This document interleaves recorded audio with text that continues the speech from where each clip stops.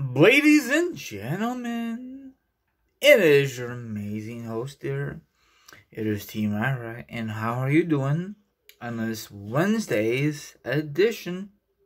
I'm doing awesome, like all the damn time. Anyway, follow me on TikTok, Instagram, Twitch, Twitter, and my Facebook page. Those social media accounts will be down below. Thank you very much.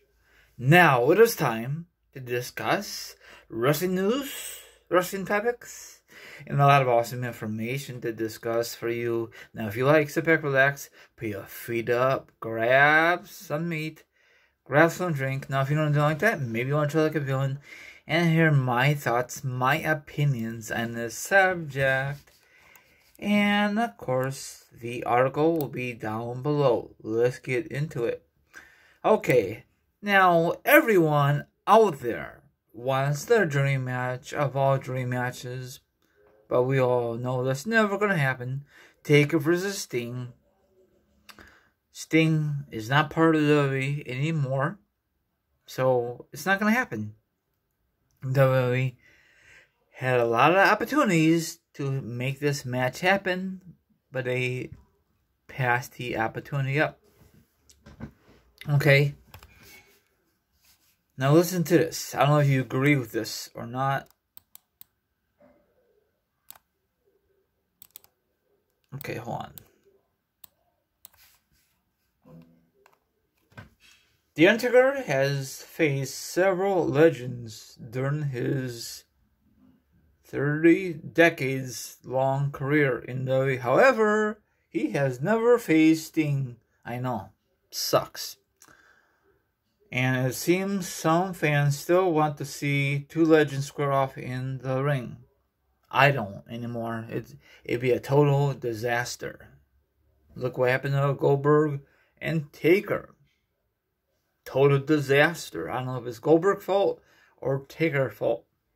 Everyone is blaming on Goldberg. Well, it's two to tango, so it's half of Taker's fault and half of Goldberg's fault. They're both old. Both out of shape. And all that good stuff. It don't matter if Taker's 110% for Mania, but he's not, he's getting old. That's all it is. It's old. And he's been in the business way too long. Okay. Sting is no longer working for WWE. The Taker currently has a contract that will see him beginning involved in WWE for a long time. However, it is like he will no longer be competing in the square circle again. Good, we don't want him in the square circle again. I guess he's going to work backstage or whatever, I know a lot of you prefer keep competing, He's getting up there. He's up there in age regardless, Look what happened a couple years ago when he faced Brock Lesnar. He took forever to get out of the damn ring. They had to carry him out on a stretcher. Those signs means it is time to hang it up. But for some reason, he was so freaking stubborn. He wants to have one of those matches that people can remember him by, You don't have to have a match like that to remember him by. People are going to regard it. People are going to remember you regardless, There's a lot of wrestlers out there cannot step away from the business. I guess it's so hard for them. I guess, we all know Taker's passion with the business. He's the leader of the locker room, and he never left anywhere else. Besides, he was with WCW for I don't know how long, and then he went to WWF, and then the rest is history. Can you just imagine if he stayed with the WCW until the end? Do you think he'll go to WWF?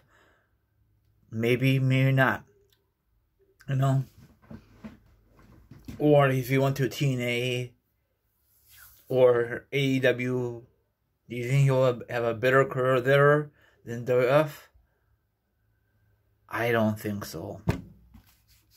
You know, the Undertaker gimmick was so awesome. It really was. The American Badass, all of his gimmicks was awesome. A lot of you don't like the American Badass gimmick. I loved it. You know. So what's your thoughts? Yeah, too bad we never got Sting versus Taker. You know, and WWE dropped the ball a couple years ago. It really sucks. It really sucks. Sorry I repeat myself, but the only way we could see that fantasy matchup is any kind of video game. But on like WrestleMania or on TV, anything, it's never gonna happen. Because the reason WWE want to take a chance, because Sting is not medically cleared. So he said he's okay, but you can't take his word for it. You know, anybody could say I'm okay to compete, and what's gonna happen if WWE says, you know what, fine, we'll have this match, and Sting might be paralyzed, and it'd be all on Sting's. It'd be all on Sting because he wants this dream match against him and Taker, and you know, your health is more important than a silly match, you know. So I don't think Sting had a surgery, and he should. That's more important than competing, you know. It really sucks. It really sucks still, in my opinion, still. I know I keep saying this.